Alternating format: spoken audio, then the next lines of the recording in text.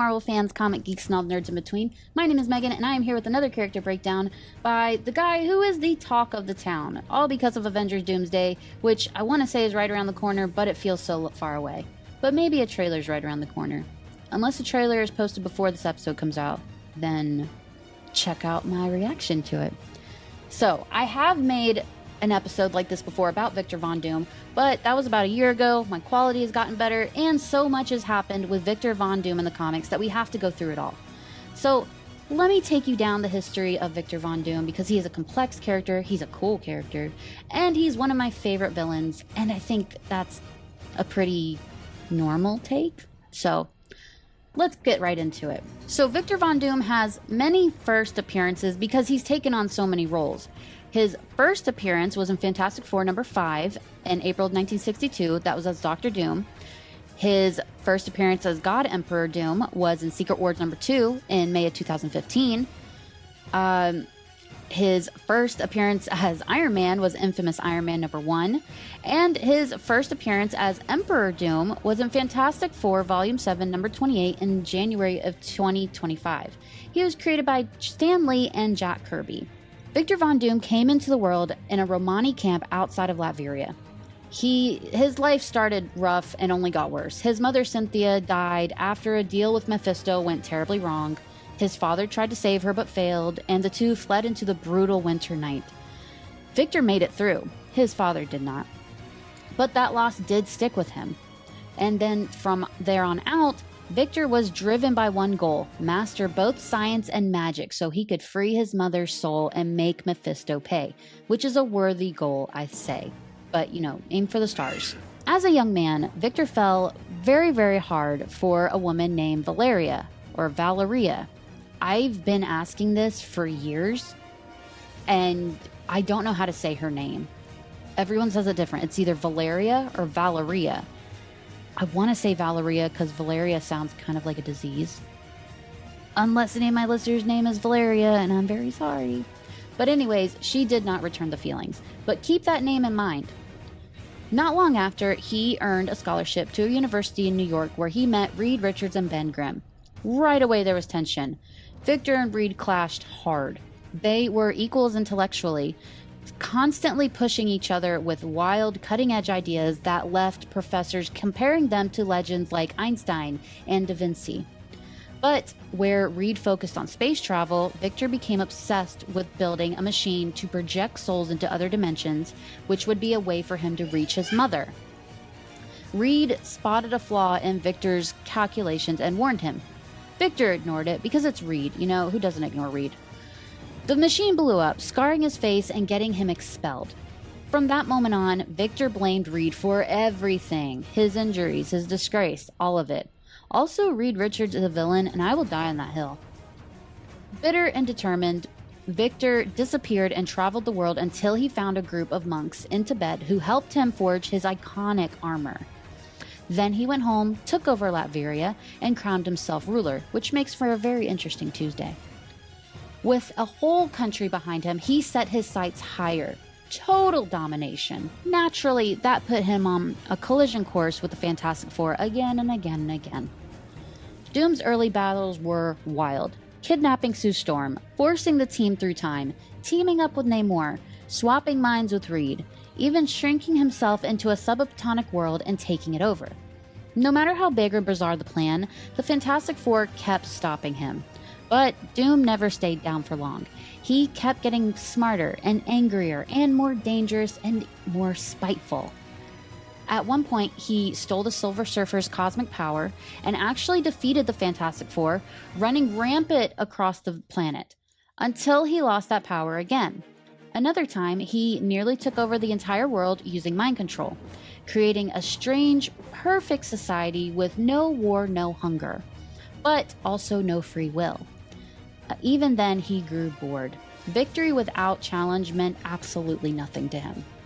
Despite everything, Doom did eventually succeed in freeing his mother's soul with help from Doctor Strange. The scheme to free his mother required Doom to incur her undying hatred by volunteering Strange to take her place. Cynthia Von Doom was so disgusted at her son that she became too pure to remain in hell and departed for heaven. Strange wondered out loud if Doom had been aware of this outcome when he made the deal, but Doom simply said that his mother's hatred was a price that he was willing to pay to ensure her freedom. For him, results mattered more than anything. So you can say a lot of things about Dr. Doom. You can say he's a bad dude. You can say that he was an awful ruler, but you can't say he was a bad son. Over the years, he fought alongside and against just about everyone: Avengers, X-Men, cosmic beings, even saved reality itself from in his own twisted way. He's ruled worlds, built entire universes, and even at one point literally became a god. But even with ultimate power, which unlimited power, he couldn't escape one truth. Deep down, he believed he was the flaw in his own perfect world. That realization pushed him in a new direction.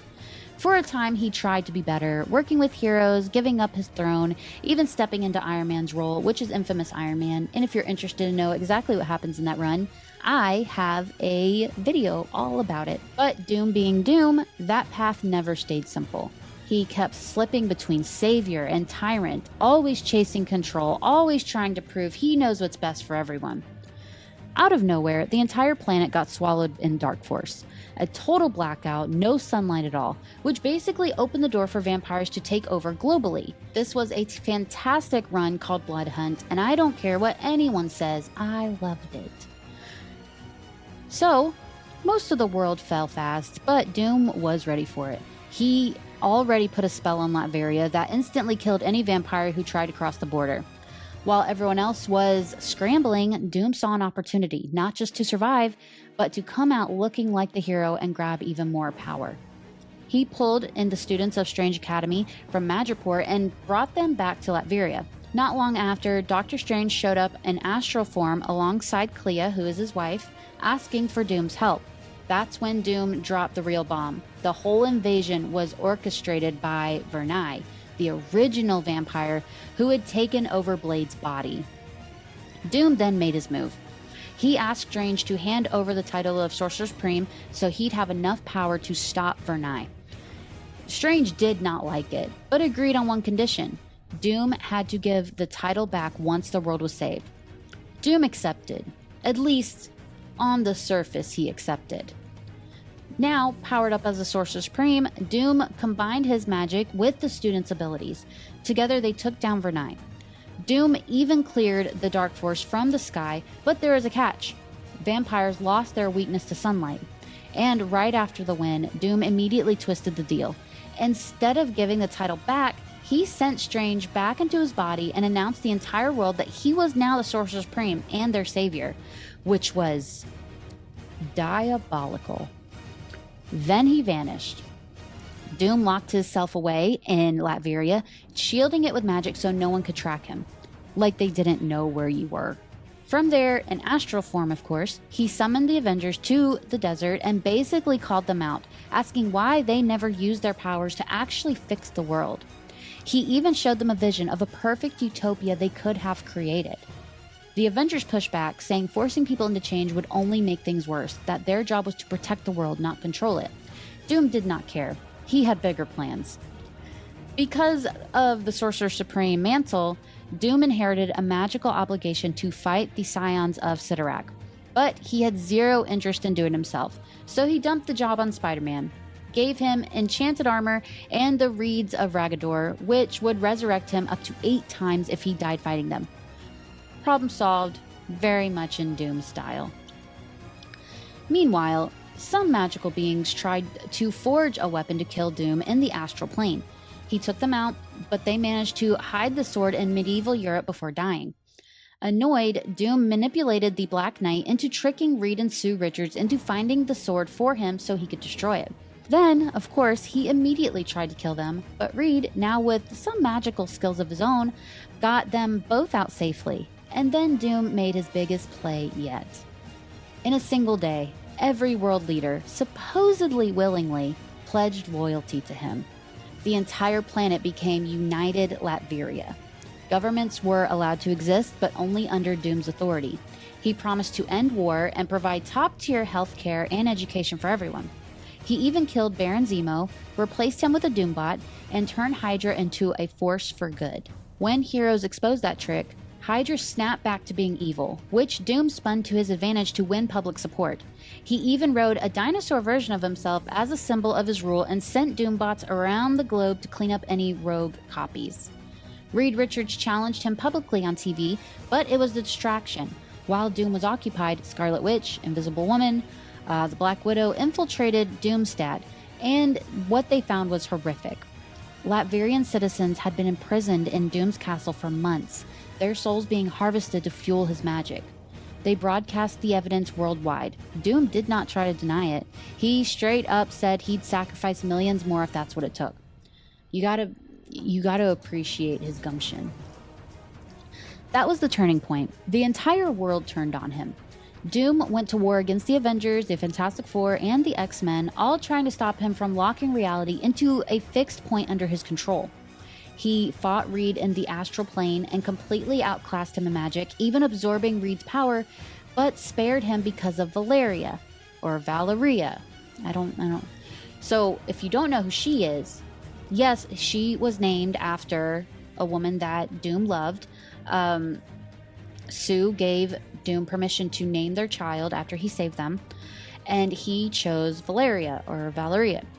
And he's also her godfather, who Valeria really, really respects, and she has a really big part in this One World Under Doom event.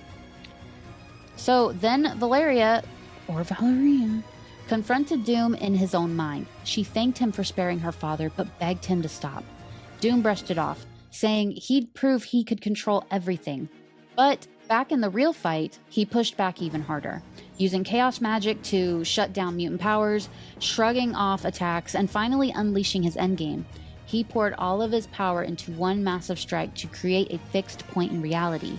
His armor shattered from the force, shards flying everywhere as the plan succeeded. But he did not know that Valeria had arrived to stop him in Latveria. She got caught in the blast, impaled by fragments in his armor. She tried to call out to him, but then died right there. That absolutely broke him. One thing to know about Doom, as I said, he's very complex.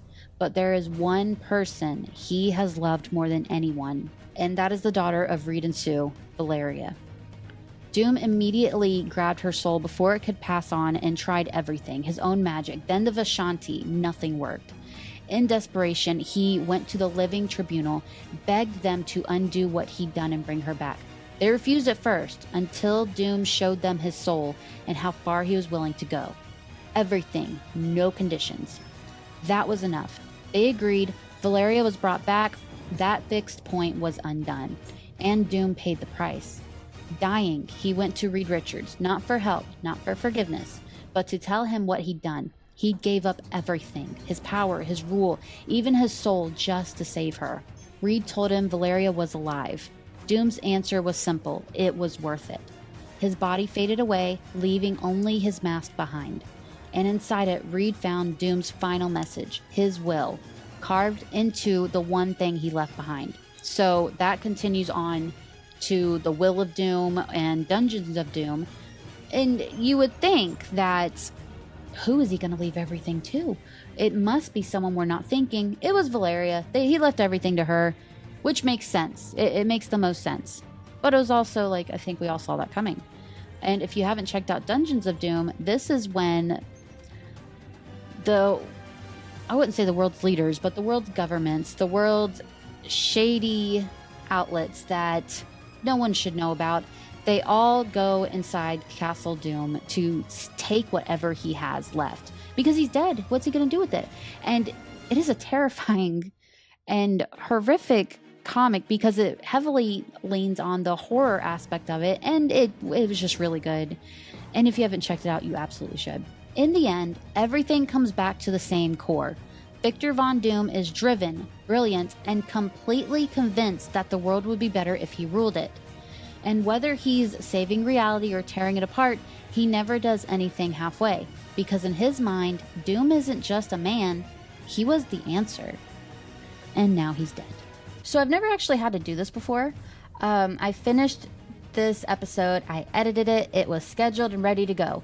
And then Marvel Comics dropped Captain America number 10, which spoiler alert, ends with a very young Victor Von Doom, a very not dead Victor Von Doom, who is ready to lead Latveria. So I'm not sure where they're going to go with this, but we should have seen it coming. Victor Von Doom does not stay down. And I actually really appreciate that, because I think the character is too big to not be somewhere in the Marvel Universe. So that is Victor Von Doom. That is his full history in Marvel Comics. I understand this was a lot. This is a really big episode. Usually my character breakdowns are not this long. But it's Victor Von Doom and you can't leave out any details. So I hope you enjoyed this character breakdown. I hope we find out more about Robert Downey Jr.'s portrayal of Doom in the MCU coming up. And I hope you will like and subscribe. So with that being said, have a marvelous day.